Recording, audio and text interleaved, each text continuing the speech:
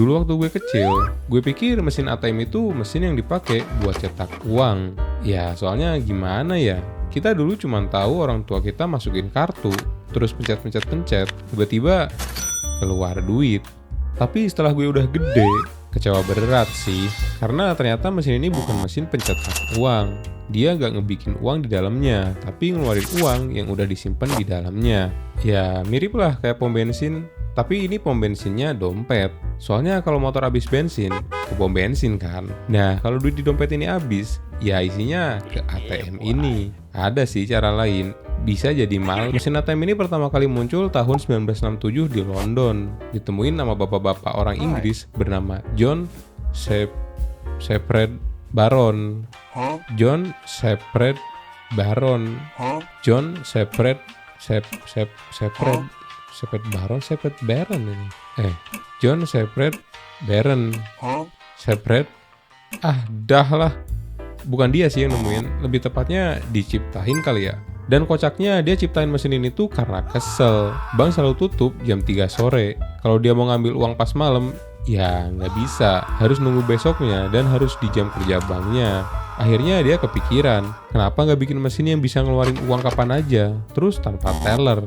Dan boom, lahirlah ATM pertama di dunia. Berkat mesin ATM ini, orang-orang udah nggak perlu ngantri lagi ke teller bank buat ngambil duit. Makasih banget Bapak John yang udah bikin alat ini. Nice.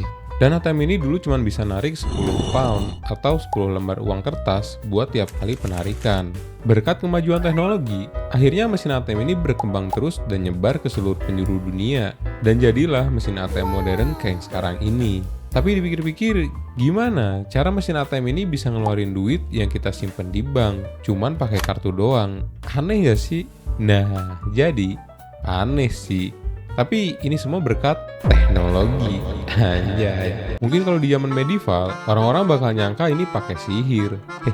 Mesin ATM pakai kartu ya karena di dalam kartu ini ada chip atau pita magnetik. Dua hal kecil ini yang jadi kunci utama buat komunikasi antara lo, mesin, dan bank. Pita magnetik itu ibarat hard disk mini yang nyimpen data nasabah, kayak nomor rekening, nomor kartu, nama, dan lain-lain. Jadi pas kartu lo dimasukin ke mesin ATM, dia bakal baca data dari pita itu lewat magnetic reader. Tapi kelemahannya data-data pita ini gampang di skimming. Simpelnya data di dalam pita bisa disalin sama orang lain, pakai alat kecil yang nempel di slot kartu. Data yang udah di-copy, ini bakal dipakai buat duplikasi kartu ATM dan tabungannya bakal dikuras habis sama mereka. Akhirnya muncullah chip kecil ini.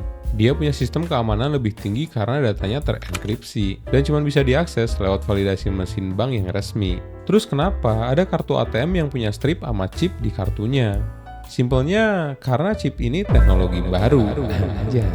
Belum semua mesin ATM di dunia ini bisa baca chip. Jadi biar bisa tetap dipakai di mana aja, kartunya dikasih dua sistem sekaligus.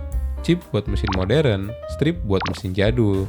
Mungkin kalau semua mesin ATM udah bisa pakai chip, strip ini bakal ditinggalin.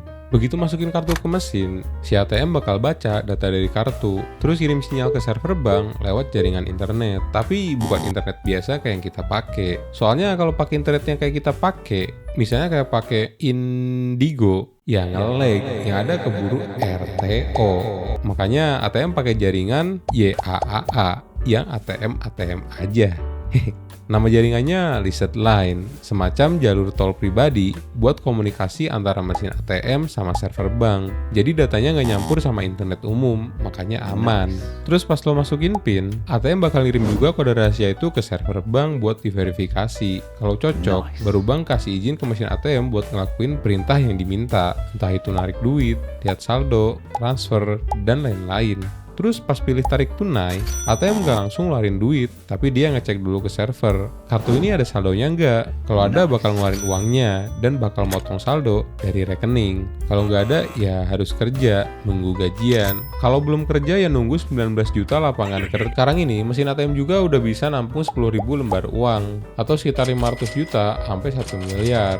Kalau uang di mesin ATM ini tinggal dikit atau habis, dia bakal ngasih tahu ke server kalau uangnya udah habis. Ntar bakal ada pegawai bank yang bakal ngisi ulang uang yang ada di ATM.